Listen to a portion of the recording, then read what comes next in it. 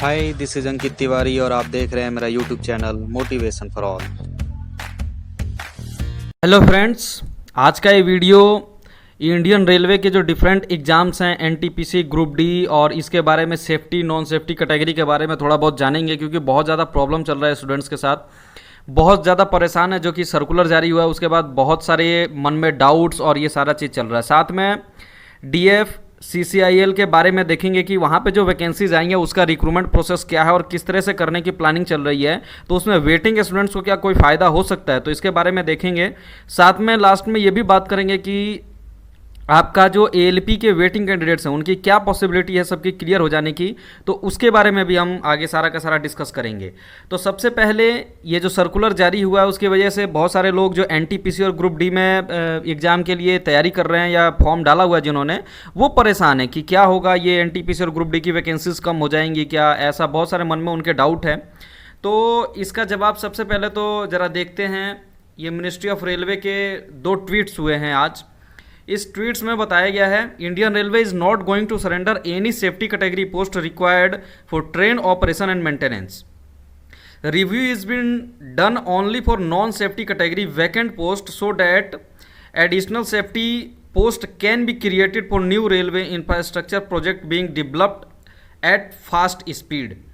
साथ में जो दूसरा ट्वीट है, इसमें all ongoing recruitments drives for against different categories of post, ये सारे जो है मतलब आपके वैसे के वैसे ही कंटिन्यू रहेंगे, ये साफ साफ इन्होंने बोल दिया है। ये आपका सर्कुलर था जिसकी वजह से सारे स्टूडेंट्स परेशान थे। ये सर्कुलर आया था जिसमें ये कहा गया था कि freezing new ports creation except safety till further orders. तो सेफ्टी में इसमें साफ साफ लिख दिया है कि सेफ्टी को तो ये सरेंडर करने ही नहीं जा रहे हैं, तो सेफ्टी कैटेगरी वाले स्टूडेंट्स को तो परेशान होने की जरूरत ही नहीं है। और कौन सी पोस्ट सेफ्टी कैटेगरी में आती है कौन से नहीं आती है, इसके रिगार्डिंग मैंने पहले ही वीडियो बना दिया है, पूरा लिस्ट आपको दिखाया था, समझाया था कि ये डिपार्टमेंट ये पोस्ट जो है सेफ्टी कैटेगरी के अंडर आती है। साथ में इसमें यह भी बोला गया है कि आपकी जो भी vacancy safety surrender 50% existing vacancy in other than safety. तो ये समझिए अभी साउथ ईस्टर्न रेलवे ने एक लिस्ट जारी किया है, उसमें 3600 प्लस पोस्ट को उसने सरेंडर किया है। तो उसमें किस तरह के पोस्ट है, माली है आपका, उसके अलावा सफाई वाला है, और भी जो सीनियर क्लर्क है, एक जो एनटीपीसी का पोस्ट है ट्रेन क्लर्क। तो ट्रेन क्लर्क के कुछ पोस्ट को सरेंडर किया गया है साउथ ईस्टर्न रेलवे की तरफ से। तो बस वही एक एनटीपीसी को अफेक्ट डालता है, ज़्यादा कोई प्रभाव नहीं पड़ने वाला। और वैसे भी मैं आपको बता दूं, एनटीपीसी की जो नोटिफाई वैकेंसी है उसके बारे में ट्वीट करके ऑलरेडी मिनिस्ट्री ऑफ रेलवे ने बोला है कि वो कंप्लीट करेंगे, वो उसमें कोई बदलाव नहीं होगा। आगे जो है जो ऑलरेडी इंडेंट बाद में जो पड़े हुए थे, पेंडिंग थे, उसके ऊपर ये सारा रिव्यू किया जा रहा है कि हमारे पास कितने नॉन सेफ्टी कैटेगरी के ऐसे पोस्ट है जिसका कोई यूज नहीं है। वो साउथ ईस्टर्न रेलवे वाला मेरे पास लिस्ट नहीं है, जैसे ही वो लिस्ट आता है मैं अलग से उसके ऊपर वीडियो बना के आप लोगों को बताऊंगा और दिखाऊंगा कि कौन कौन से पोस्ट जो हैं वो आपके सरेंडर हो रहे हैं। तो उसमें कोई भी ऐसा इंपॉर्टेंट पोस्ट नहीं है जिससे कि एनटीपीसी या बाकी अदर कोई भी एग्जाम से रिलेटेड जो रेलवे का रिलेटेड एग्जाम है कोई फ़र्क पड़ने वाला है। बहुत ही बेसिक तरह के पोस्ट हैं, सफाई वाला और इस तरह की पोस्टों को उसमें डाला गया है। कुछ कुछ पोस्ट हैं जिसमें 2-4 सीटें ऐसे वो सरेंडर करने जा रहे हैं। तो इसमें ज़्यादा घबराने वाली बात नहीं है, ज़्यादा परेशान होने वाली बात नहीं है। आपका एनटीपीसी भी बिल्कुल सही तरीके से होगा और नोटिफाई वैकेंसी की पूरी पॉसिबिलिटी है कि जितनी सीट उन्होंने निकाली है उस पर कराया जाए। ग्रुप डी भी होगा, ग्रुप डी के बहुत सारे पोस्ट जो हैं ट्रैक मेंटेनर और बाकी सारे पॉइंटमैन, इस सब के वो सब सेफ्टी कैटेगरी का हिस्सा हैं। तो बिल्कुल परेशान नहीं होना है, आप अपनी तैयारी जारी रखें, बिल्कुल इसमें घबराने वाली बात नहीं है। साथ ही ये सर्कुलर जारी भी हुआ तो ये कोई लंबे समय के लिए नहीं है। दरअसल रेलवे की तरफ से बोला गया था कि वो घाटे में चल रहा, 58% का लॉस हुआ है रेलवे को। बहुत सारे पेपर में मैंने आर्टिकल देखा कि बहुत जगह फ़ायदा भी हुआ है, जिसमें अजमेर डिवीज़न, आपका अम्बाला डिवीज़न, ये सारे वहाँ पे उनको प्रॉफिट हुआ है। लेकिन ओवरऑल जो देखा जाए तो रेलवे को घाटा हुआ है, क्योंकि पैसेंजर ट्रेनें सारी बंद थी, मालगाड़ियाँ चल रही थी सिर्फ पैसेंजर वगैरह, और मालगाड़ियाँ भी पूरी कैपेसिटी के साथ नहीं चल रही थी, इसलिए ये सारा कुछ हो रहा है। तो ये सरेंडर भी किया जा रहा है, तो ये ज़्यादा से ज़्यादा 1 से 1.5 साल या 2 साल तक की सरेंडर किया जाएगा, इससे ज़्यादा नहीं। आगे आने वाले समय में आपका सारा का सारा ऑपरेट होगा। धीरे धीरे रेलवे में प्राइवेटाइजेशन किया जा रहा है, तो आगे के समय में वैसे भी वैकेंसीज कम होनी ही है, ये आप सभी को पता है। तो ज़्यादा परेशान ना हो। अभी जो एनटीपीसी ग्रुप डी 2019 का आया है, इस पर आप फोकस कीजिए और इसमें जितना भी आप अच्छा स्कोर कर सकते हैं कीजिए, ताकि एटलीस्ट एक पोस्ट आप इंडियन रेलवे में सेव कर लें। साथ ही बहुत सारे लोगों का मैं कमेंट देखता हूँ, उनके मन में ये डाउट रहता है कि जेई का मैंने ये एग्जाम दिया है, इस पोस्ट पे हुआ, ये सेफ्टी में है या नहीं। तो आप इतना समझ लीजिए सेफ्टी में है या नहीं है। अगर आप एक बार रिक्रूट हो गए इंडियन रेलवे की तरफ से तो लाइफ टाइम आप इंडियन रेलवे के ही एम्प्लॉय रहेंगे। ये जो भी सर्कुलर्स जारी होते हैं या जो भी बात कही जाती है आने वाले फ्यूचर की जो नोटिफिकेशन है उसके लिए बोला जाता है। जो पास्ट में वैकेंसीज हो चुकी हैं या जो अभी रनिंग चल रही हैं उस पर इसका कोई इफेक्ट नहीं होता है। तो आप जो भी सिलेक्टेड हैं जेई में, टेक्नीशियन में, एएलपी में, एएलपी तो खैर आपका सेफ्टी कैटेगरी का है ही है, लेकिन मैं बोल रहा हूँ सभी जो भी सिलेक्टेड है उनमें कोई प्रॉब्लम नहीं है। आगे जो एनटीपीसी नोटिफाई ऑलरेडी जो आ चुका है उस पर भी कोई फर्क नहीं है। आगे जो भविष्य में आएगा उसके लिए सारी चीज़ें की जा रही हैं कि वहाँ पे परेशानी हो सकती है, लेकिन अभी ऐसा कोई प्रॉब्लम नहीं है। अब जरा बात करेंगे डीएफसीसीआईएल के बारे में, जो भी वो वैकेंसीज आई हैं उसके बारे में जरा देखेंगे और समझेंगे इसके बारे में। तो ये है वो dedicated freight corridor corporation of India limited, Bharat सरकार का उपक्रम है। जो भी ये बहुत सारे लोगों का मन में डाउट था कि ये सरकारी नहीं है, तो वो मन का डाउट आप खत्म कर दीजिए, बिल्कुल सरकारी है और इंडियन रेलवे के अंडर में, इंडियन गवर्नमेंट के अंडर में ये ऑपरेट करता है। और माल गाड़ियों को चलाने के लिए, ताकि जो ये गाड़ियाँ लेट होती हैं, जो माल ढुलाई में दिक्कत होता है या फिर पैसेंजर ट्रेनें लेट हो जाती थी, तो इसकी वजह से अलग से एक कॉरिडोर तैयार किया जा रहा है, एक ईस्टर्न कॉरिडोर, एक वेस्टर्न कॉरिडोर। इसमें मैं बताऊंगा कौन कौन से स्टेट को इंक्लूड करके ये सारा का सारा बनाया जा रहा है।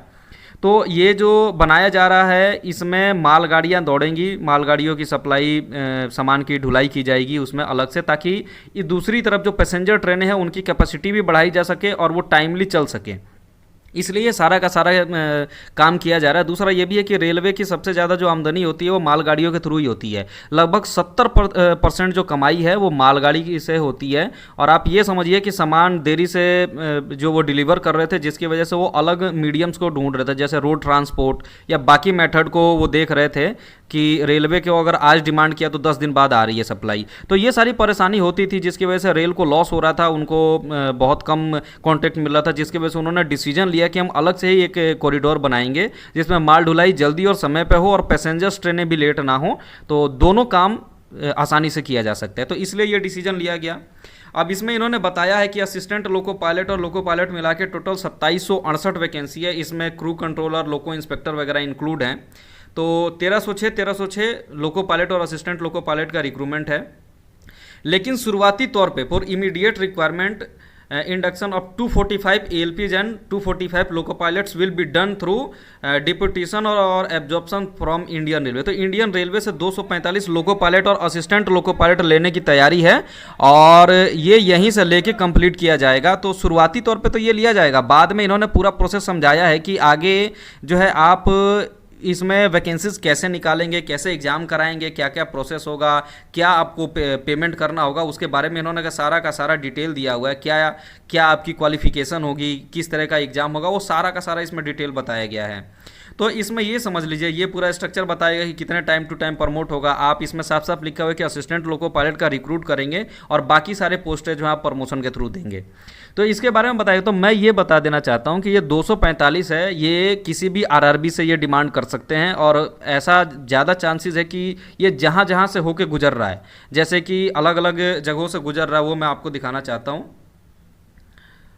आप ये देखिए, इसमें ये वेस्टर्न उसका कॉरिडोर का है। इसमें हरियाणा, राजस्थान, गुजरात, महाराष्ट्र, उत्तर प्रदेश, इसके जैसे टोटल 1504 किलोमीटर का ये ट्रैक पूरा डला हुआ है और यहाँ से होके गुजरेगा।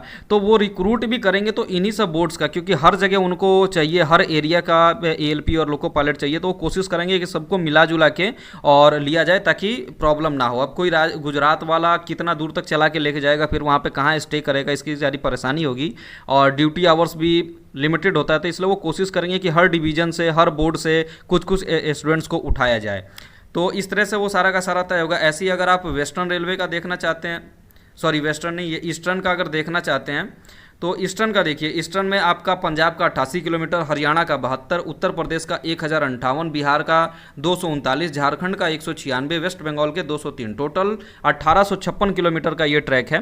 तो इसी सभी बोर्ड से थोड़े थोड़े कैपेसिटी में वो लेंगे और शुरुआती तौर पर वो प्रोजेक्ट स्टार्ट करेंगे। साथ में ये भी बोल रहा हूँ कि ऐसा नहीं है कि जो 1306 वैकेंसी है वो अलग से रिक्रूट होगी, हो सकता है इंडियन रेलवे से ही वो ज़्यादातर डिमांड कर लें, क्योंकि अभी जो भी कोविड-19 का चल रहा है इसकी वजह से नई वैकेंसीज करना और साथ में उनका रिक्रूटमेंट कंप्लीट करके और जॉब पे लगा देना, ये थोड़ा सा टफ काम है और इतनी आसानी से ये नहीं होगा। साथ में ये बता दूं, इनका प्रोजेक्ट 2021 लास्ट तक कंप्लीट करने का टारगेट है। बहुत सारा हो चुका है, जिसका इनोग्रेशन अभी प्रधानमंत्री मोदी जी के द्वारा किया जाना था। उनको इन्होंने लिखा था, इनके जो चेयरमैन हैं, इन्होंने बोला था कि आके आप हमारा जो इनोग्रेशन कर दीजिए। और ये फरवरी की बात मैं बता रहा हूँ, फरवरी 2020 की। लेकिन उसके बाद आपका कोरोना मार्च से स्टार्ट हो गया था, तो शायद वो इनोग्रेशन नहीं हो पाया है।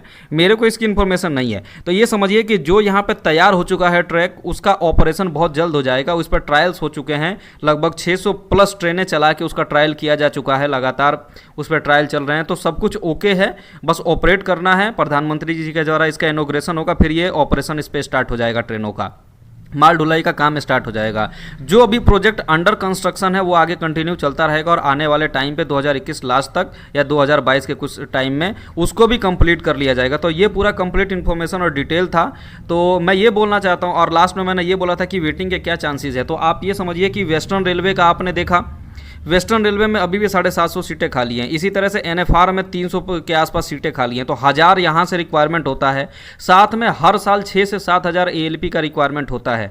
जितने भी जो रिटायर्ड होते हैं, loco pilot goods express, senior ALP जो भी रिटायरमेंट और ऑन रिक्वेस्ट ट्रांसफर से जो भी वैकेंसीज क्रिएट होती हैं, वो लगभग हर साल 6 से 7000 वैकेंसी क्रिएट होती है। और इसी के आसपास जो आपके स्टूडेंट्स वेटिंग में हैं, 5 से 6000 एएलपी वेटिंग में हैं। तो इतना ज़्यादा परेशान होने की जरूरत नहीं है। आप सभी की वेटिंग ईजिली आसानी से क्लियर हो जाएगी। और मैं हर एक बोर्ड का बोल रहा हूँ, मेरा कैलकुलेशन जारी रहेगा। 4 बोर्ड का मैं ला चुका हूँ, आगे भी मैं लाता रहूँगा। लेकिन ये मैंने ओवरऑल सभी के लिए बता दिया कि ज़्यादा परेशान नहीं हुआ। इंडिविजुअल बोर्ड्स का मैं धीरे धीरे कैलकुलेशन, जैसे मेरे पास डाटा आता जाएगा, कैलकुलेट करके आपको मैं बताता रहूँगा। बहुत बहुत धन्यवाद।